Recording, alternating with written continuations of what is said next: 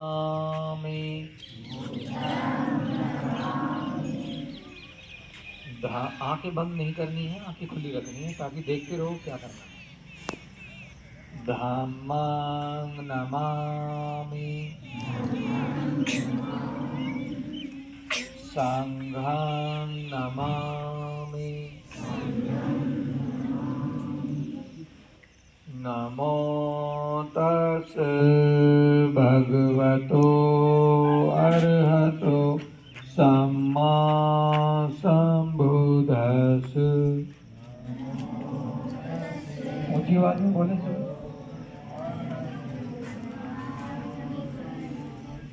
मैं इसको थोड़ा सा छोटा कर देता हूँ कि 3 बार बोलना होता है, तो फिर आपने साथ साथ ऊंची आवाज में बोलना है, क्योंकि ये पाली भाषा में है तो हो सकता है आप पूरी लाइन ना बोल पाए। सभी ने बोलना है। नमो तस् भगवतो अरहतो सम्मा संबुद्धस्स।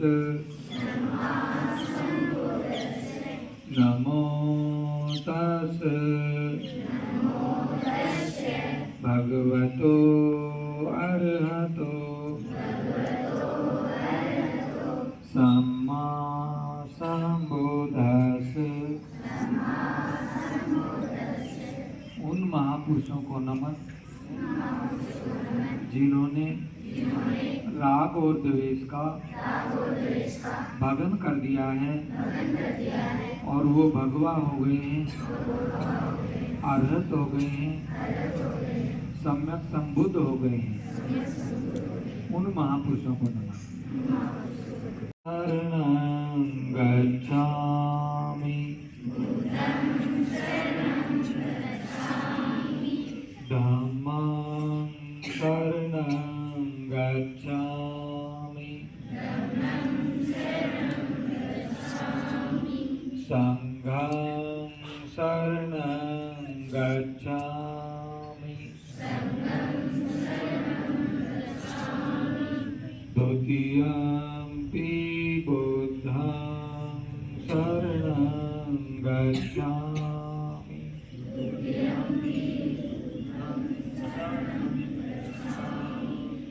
द्वितीयंपि धम्मं शरणं गच्छामि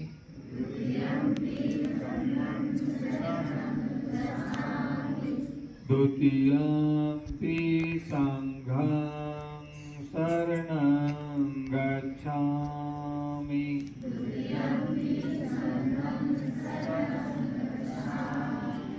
तृतीयंपि बुद्धं शरणं गच्छामि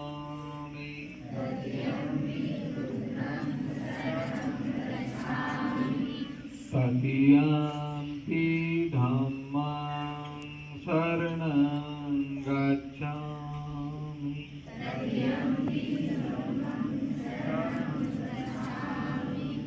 तृतीयंपि संघं शरणं गच्छामि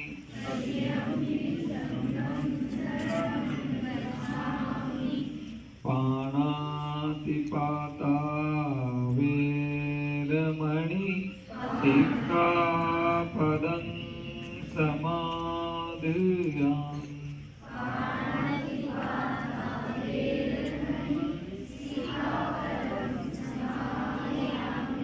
इसको एक बार फिर से बोले, इसको छोटा कर लेते हैं और सभी बोले। जिस लाइन में मैं बोल रहा हूँ उस लाइन में प्रयास करना। पाणातिपाता वेरमणि सिक्खापदं समादियामि।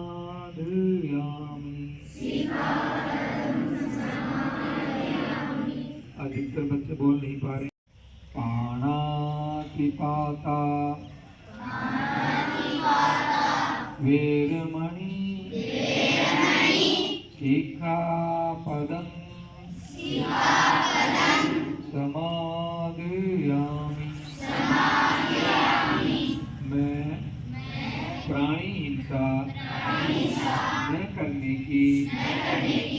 शिक्षा ग्रहण करता हूँ। अदीना दाना वीरमणि।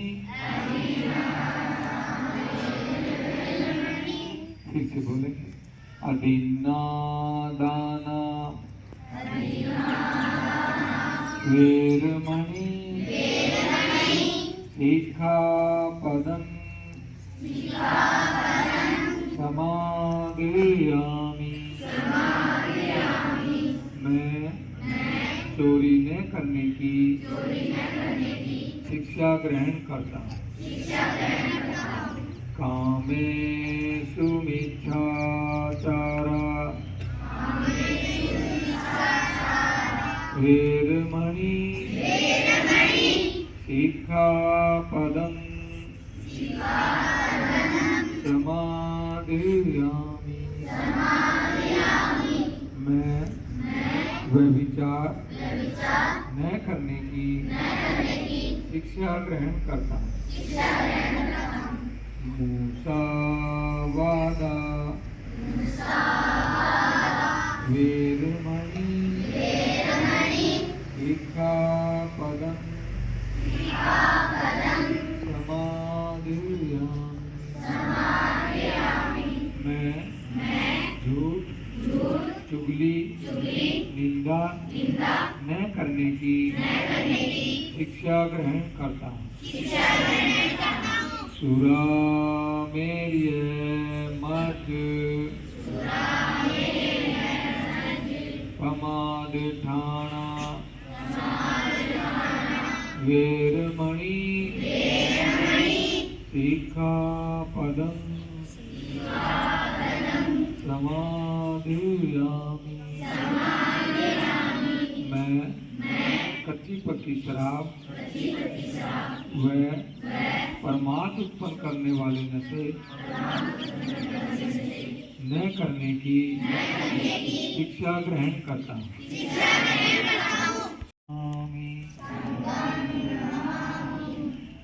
साधु साधु साधु। सामान्य बैठता है।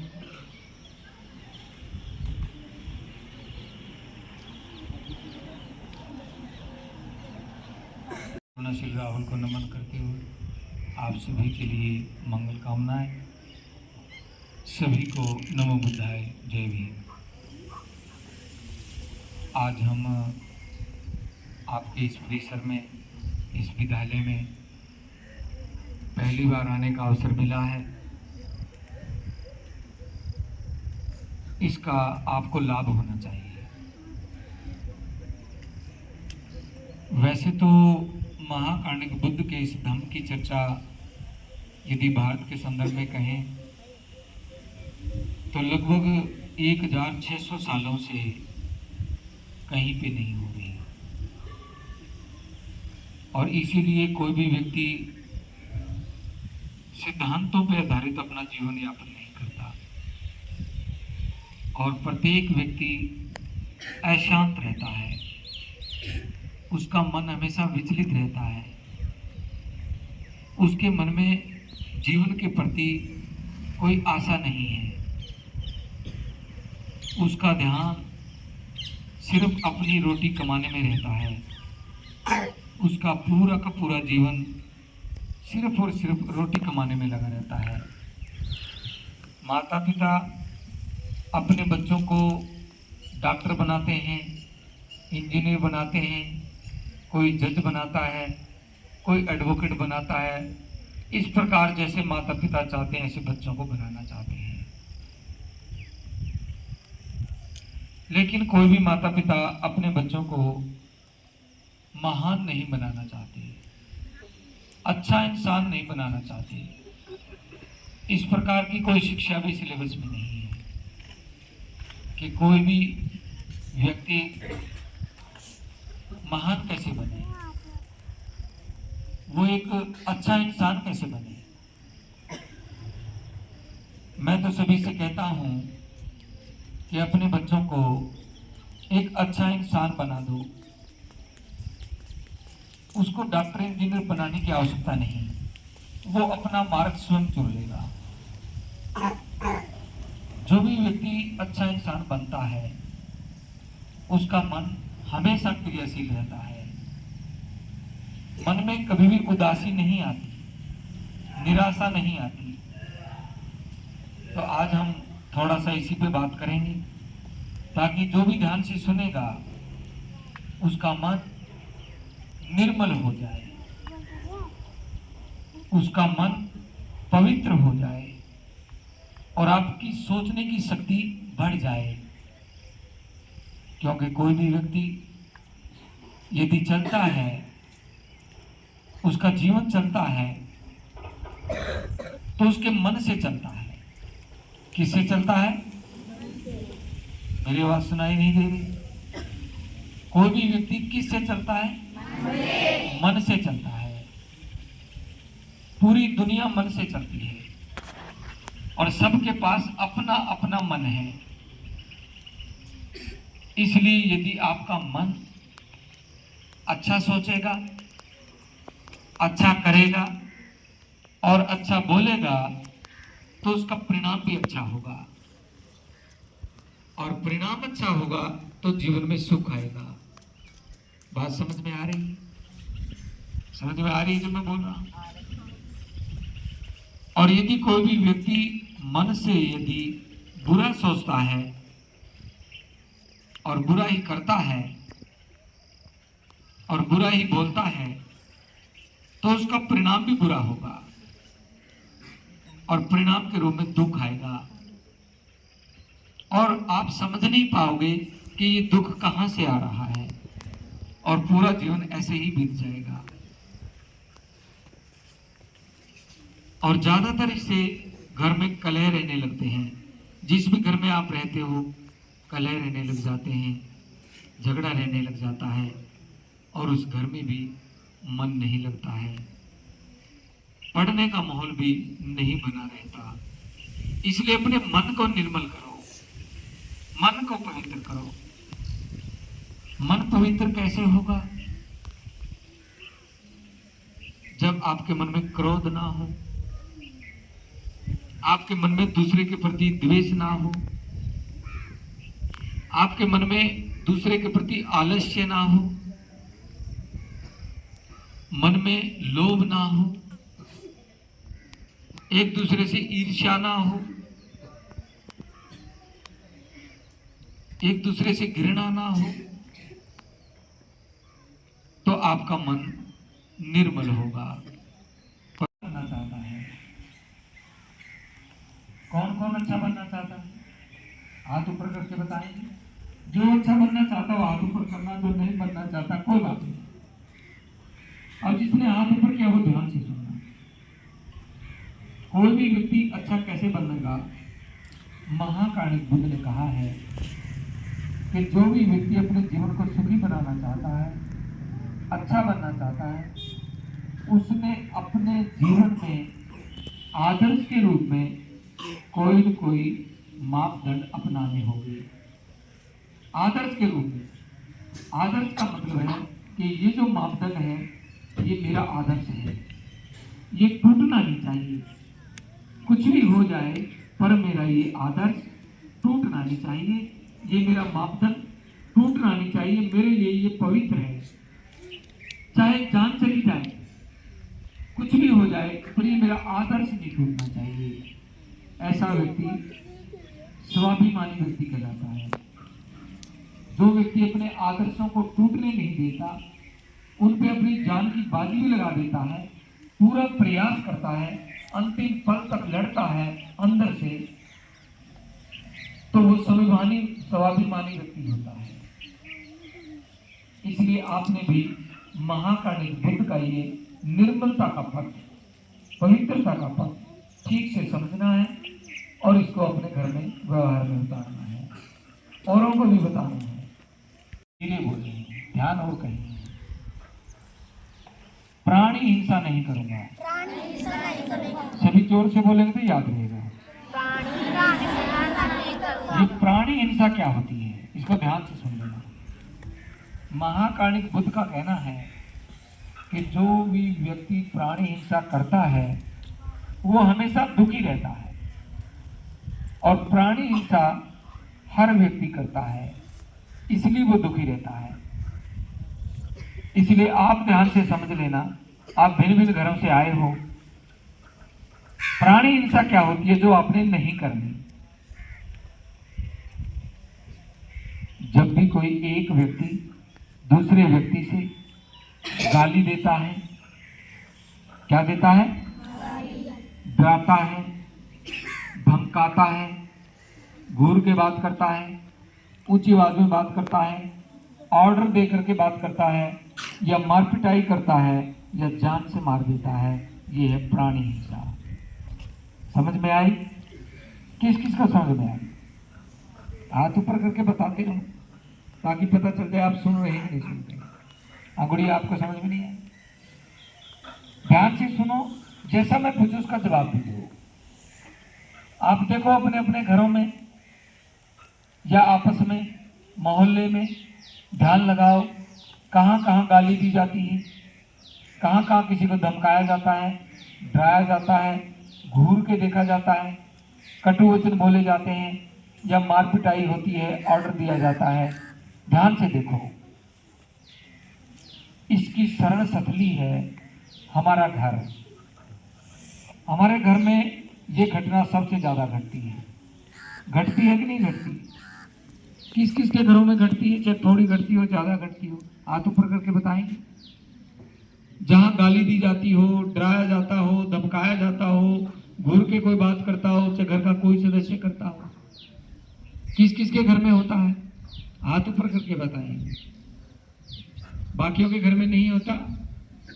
बहुत अच्छी बात है। जिसके होता है और वो नहीं बता रहा, ये और भी बड़ा गुनाह है, और भी बड़ा गुनाह है। आपके घर में धमकाया जाता है, डराया जाता है, स्कूल में धमकाया जाता है, डराया जाता है, तो यहां भी प्राणी हिंसा होती है। और जहां प्राणी हिंसा होती है वहां सुख की कोई भी गुंजाइश नहीं है। समझ गया आप? कोई भी व्यक्ति प्राणी हिंसा कब करता है? कब करता है प्राणी हिंसा? पता है किसी को? जब भी कोई व्यक्ति प्राणी हिंसा करता है तो वो क्रोध में करता है। बिना क्रोध के प्राणी हिंसा नहीं हो सकती। और क्रोध किस किस को आता है? अध्यापकों में से भी बता दो, किस किस को आता है क्रोध? आपको नहीं आता? नहीं आता? आपको क्रोध नहीं आता? ये स्वाभाविक प्रक्रिया है। ना बताना ये अहंकार है। क्रोध आता है और हम उसको उजागर ना करें, बताए ना कि मुझे क्रोध आता है या नहीं आता, ये अहंकार है। और जहां अहंकार है वह मन निर्मल नहीं है। और यदि मन निर्मल नहीं है, यदि अध्यापकों का मन निर्मल नहीं है, तो बच्चों का मन निर्मल कैसे होगा? इसलिए इसको ध्यान से सुनो, हंसने की बात नहीं है। ये 1600 साल के बाद हम बात कर रहे हैं। 2500 साल पहले इस मार्ग को खोजा गया और हमारे कल्याण के लिए खोजा गया। क्योंकि क्रोध का प्रभाव पूरे शरीर को जब अपने आगोश में ले लेता है, हाथ चल रहे हैं या पांव चल रहे हैं कोई पता नहीं, क्योंकि उस समय उस व्यक्ति का मन काम नहीं करता। इसलिए यदि प्राणी हिंसा से बचना है तो क्रोध से बचना होगा। और क्रोध से बचने के लिए बस हमें एक ही काम करना है, हमारी इच्छाओं को दूसरों पे लादना नहीं है, थोपना नहीं है, जबरदस्ती नहीं करना है। जैसे आज मान लीजिए हम परिसर में बैठे हैं, अध्यापक किसी से कोई काम करवाना चाहता है और वो बच्चा यदि अध्यापक के कहने से वो काम नहीं करता, एक बार कहा, 2 बार कहा, 3 बार कहा, तो फिर अध्यापक को भी क्रोध आएगा। और जैसे ही अध्यापक को क्रोध आएगा तो उसका मन काम करना बंद कर देगा। या तो बच्चे को धमकाएगा या घूर के बात करेगा, और ज्यादा क्रोध आएगा तो फिर डंडा भी ले लेगा, थप्पड़ भी लगाएगा। अब अध्यापक का मन काम नहीं करता, क्योंकि उसे क्रोध आ रहा है, क्योंकि उसकी इच्छा के विरुद्ध काम हो रहा है और प्राणी हिंसा हो रही है। थोड़ा ध्यान से समझना, अध्यापक भी ध्यान से सुनना। बहुत काम की बात है महाकारुणिक बुद्ध की। अपने आप को परखना। यदि आप जैसे ही परिसर में आते हो और बच्चे आपकी तरफ दौड़ के आए, ध्यान से सुनना, यदि बच्चे आपकी तरफ दौड़ के आए, नमो बुद्धाय बंते जी, नमस्ते बंते जी, नमस्ते मास्टर जी, नमस्ते गुरु जी, जो भी शब्द कहें, यदि आपकी तरफ दौड़ के आते हैं, खुशी खुशी आते हैं, तो समझ जाना आप इस परिसर के, इस विद्यालय के हीरो हो। बच्चों के मन में, आपके मन में आपके प्रति हीरो की भावना है, वो आपसे बहुत आदर करते हैं। और यदि आपको देख करके बच्चे अपने काम पे लग जाएं, किताबों में बढ़ जाएं, काम करने लग जाएं, तो समझ जाना कि आप इस परिसर के विलन हैं। हमें अपने आप को बदलना होगा। और आप देखना, यदि आप इसको समझोगे, इसको बदलोगे, तो इस परिसर को बहुत चार चांद लगेंगे। जब ये बात दूर दूर तक जाएगी कि वहां के अध्यापक तो बड़े मुस्कुरा करके बात करते हैं, बच्चों को समझा करके ही पढ़ाते हैं, मार पिटाई करके नहीं पढ़ाते हैं। आप ध्यान से समझना, अध्यापक भी, बच्चे भी। यदि किसी को पीटा जाए और पढ़ाया जाए, जब पीटता है तो मन कैसा होता है? क्या वो बच्चा पढ़ पाए? बच्चों को पढ़ाई के प्रति उत्सुकता पैदा की जाए, उनको इसका लाभ बताया जाए कि इससे आपका जीवन संवरने वाला है। जीवन मारने से नहीं, जो कि जीवन संवरेगा, उसकी उत्सुकता पैदा हो जाए और वो इसका महत्व समझने लगे और इसमें उसकी लगन हो जाए, तो बच्चा ज्यादा पढ़ेगा। एक आध बच्चा जिसको नहीं पढ़ना, उसके लिए बाकी सभी बच्चों के लिए दूसरा मापदंड ना अपनाएं। ऐसे तो हर जगह मिलेंगे, 1-2% बच्चे तो मिलेंगे जो अपने टाइम पास के लिए होते हैं, वो नेगेटिविटी करते ही करते हैं। इसलिए यदि जीवन को सुंदर बनाना है तो क्रोध से बचना होगा, और क्रोध से बचना है तो हमें प्राणी हिंसा से बचना होगा, और प्राणी हिंसा से बचोगे तो जीवन में सुख आएगा और मन निर्मल रहेगा। दूसरा, कभी भी चोरी मत करना। एक दूसरे की कोई भी वस्तु अपनी मत बनाना। चोर का कहीं सम्मान नहीं होता, इसलिए कभी भी चोरी मत करना। समझ में आ रही बच्चों को? सबको समझ में आ रही? क्या नहीं करना? चोरी नहीं करना। एक बार फिर बोले, चोरी नहीं करना। तीसरा है चरित्रवान बनना। चरित्रवान बनना है, हमेशा अच्छा आचरण रखना है। कभी भी ऐसा मन में विचार ना आए कि व्यक्ति व्यभिचारी हो जाए, चरित्रहीन हो जाए। तो इसलिए हमें चरित्रवान बनना है। चरित्रवान व्यक्ति का हर जगह सम्मान होता है, वह भयभीत नहीं होता है। समझ गए बात को? चौथा, कभी भी झूठ नहीं बोलना है। कभी भी, दोबारा से बोले, कभी भी चुगली नहीं करना है। क्या नहीं करना है? और कभी भी किसी की बुराई नहीं करना है। यदि झूठ बोलोगे तो लोग आप पे विश्वास करना बंद कर देंगे, आपको झूठा कहने लगेंगे, आपको अपमानित करने लगेंगे। इसलिए कभी भी झूठ मत बोलना। हंसी मजाक में भी कभी झूठ मत बोलना। और यदि झूठ बोली जाए तो पश्चाताप करना, उसमें पश्चाताप करना कि मेरे से झूठ बोला गया। कभी भी किसी की चुगली मत करना। चुगली का मतलब है इधर की बात उधर लगा दी, उधर की बात इधर लगा दी। कभी भी चुगली मत करना। चुगली करोगे तो स्वयं निंदा के पात्र बनोगे, अपमानित होगे, कोई भी आपका सम्मान नहीं करेगा, और दो लोगों के बीच में आप झगड़ा करवाने वाले बनोगे। कभी भी किसी की बुराई मत करना।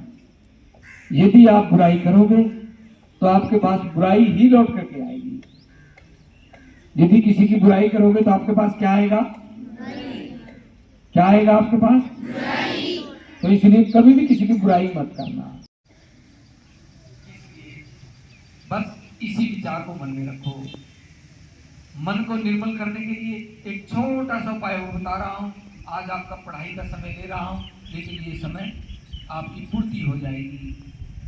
तो हम थोड़ी सी देर ध्यान साधना करते हैं और आपको पता चलेगा कि आपका मन कैसे निर्मल होने लगा।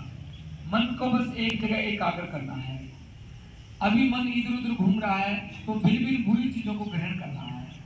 यदि मन आपका एक जगह भी एकत्रित होगा, एक जगह लग जाएगा, तो फिर समझना कि मन आपके नियंत्रण में है।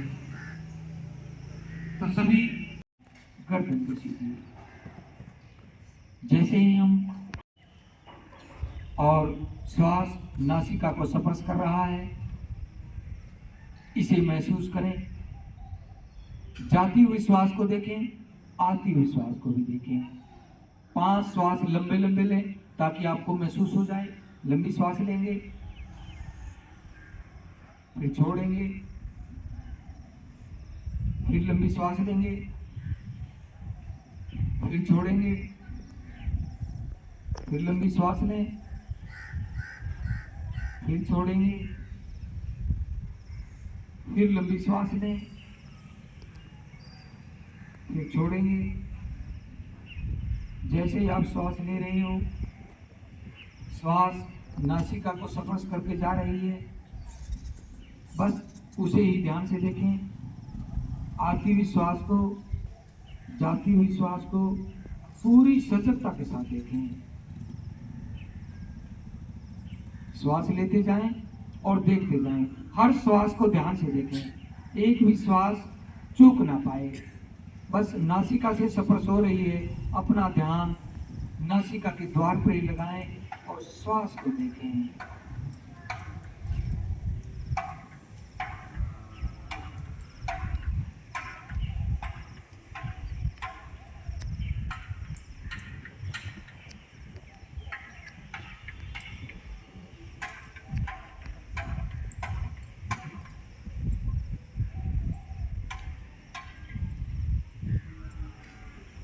यदि मन भटक भी जाए तो चिंता का विषय नहीं है। जैसे ही आपको पता चले कि मन भटक गया, उसको फिर से श्वास को लेना और पूरी सजगता के साथ आती हुई श्वास को, जाती हुई श्वास को देखना।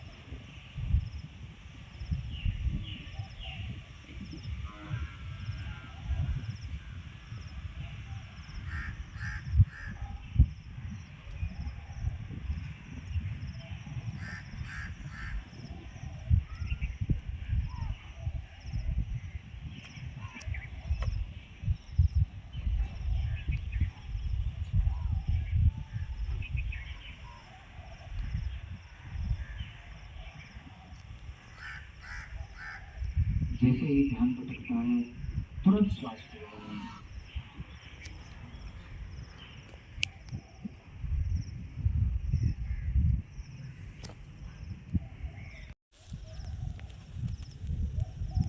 आती हुई श्वास, जाती हुई श्वास, पूरी सजगता से देखें। आंखें बंद, कमर सीधी।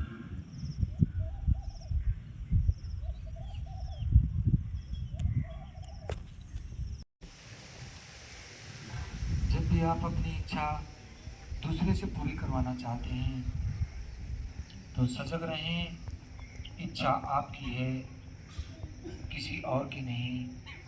इसलिए अपनी इच्छा दूसरे पे जबरदस्ती ना पूरी करवाएं। पूरी सजगता के साथ आती हुई श्वास को, जाती हुई श्वास को देखें।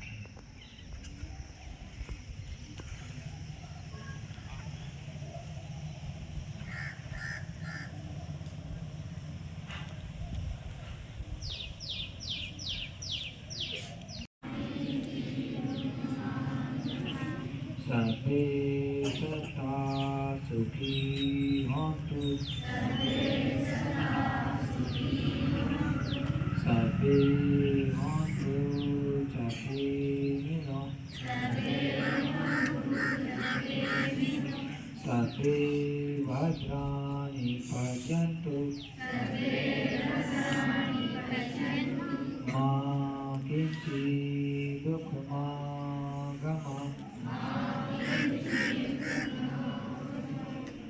सबे सता सुखी होंतु सबे होंतु सखे मिनो सबे भद्राणि पश्यन्तु मा किञ्चित् दुःखमागमः साधु साधु साधु। दुनिया के सभी प्राणी सुखी हों, सभी का कल्याण हो, सभी को कल्याण का मार्ग मिले, किसी को कोई दुख ना हो, दुनिया के सभी प्राणी सुखी हों, सभी का कल्याण हो, सभी को कल्याण का मार्ग मिले, किसी को कोई दुख ना हो, दुनिया के सभी प्राणी सुखी हों, सभी का कल्याण हो, सभी को कल्याण का मार्ग मिले, किसी को कोई दुख ना हो। साधु साधु साधु। बुद्धं नमामि धम्मं नमामि संघं नमामि। साधु साधु साधु। पंथे जी तमशील जी का ये विद्यालय परिवार आभार व्यक्त करता है कि अपनी कीमती समय में से आज अपने को सौभाग्य प्राप्त हुआ, जिससे आपको ये धम्म देशना का लाभ प्राप्त हुआ और संयोग था ये, जिससे आपको ये लाभ प्राप्त होना था। नहीं, कभी कभी होता है, इनका कोई योजना नहीं थी। कल शाम को 4 बजे इन्होंने फ़ोन किया था और फिर ये पहले 2 बजे किया, 4 बजे पहुँचे, 4 बजे किया था, 6 बजे पहुँचे थे, खुद भी आ रहे थे। और इनका मार्ग कल्याण का मार्ग बताने का मार्ग है, वो चलते रहते हैं। इनको बहुत बहुत वंदनामी करते हैं हम पूज्य पंथे जी को, और हम इनका आभार व्यक्त करता है विद्यालय परिवार। धन्यवाद, आपने सुना सभी। साधुवाद।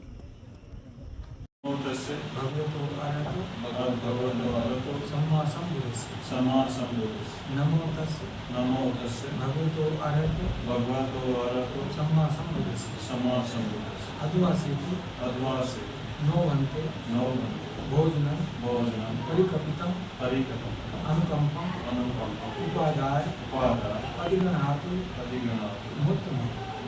हेवन्ते हमारे द्वारा तैयार किया गया उत्तम भोजन श्रद्धा से ग्रहण करने की अनुकंपा है। शुक्रिया तथागत उसके लिए जिसने हमारे लिए भोजन तैयार किया। शुक्रिया तथागत उसके लिए जो भोजन को यहाँ कर